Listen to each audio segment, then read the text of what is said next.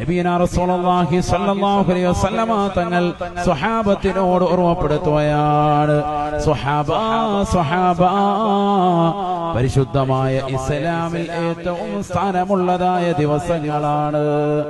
പുണ്യമായ റമദാൻ കഴിഞ്ഞാൽ ആദം സന്തതികൾ അമലു സ്വാലിഹാത്തുകൾ ചെയ്യുന്നതിൽ വെച്ച് അല്ലാഹുവിന് ഏറ്റവും ഇഷ്ടപ്പെട്ടതാകുന്ന ദിനരാത്രങ്ങളാണ് പരിശുദ്ധമായ ദുൽഹിജ്ജയുടെ ആദ്യത്തെ 10 ദിനരാത്രങ്ങളെന്ന് നബിയുനാ റസൂലുള്ളാഹി ഖാലൂ.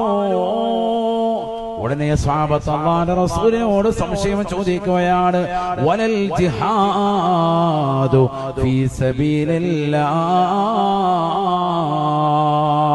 അല്ലാഹുവിന്റെ മാർഗത്തിൽ ധർമ്മസമരത്തിൽ പങ്കെടുക്കുന്നതിനേക്കാൾ ശ്രേഷ്ഠതയുണ്ടോ റസൂലേ? ഈ പുണ്യമാക്കപ്പെട്ടതാകുന്ന മാസത്തിൽ ദുൽഹിജ്ജയുടെ ആദ്യത്തെ 10 ദിനരാത്രങ്ങളിൽ അമൽ ചെയ്താൽ അതിനേക്കാൾ മഹത്വമുണ്ടോ റസൂലേ? അല്ലാഹുവിന്റെ റസൂല് സ്വഹാബത്തിന് പറഞ്ഞു കൊടുക്കുകയാണ്, വലൽ ജിഹാദു ഫീ സബീലില്ലാഹ്,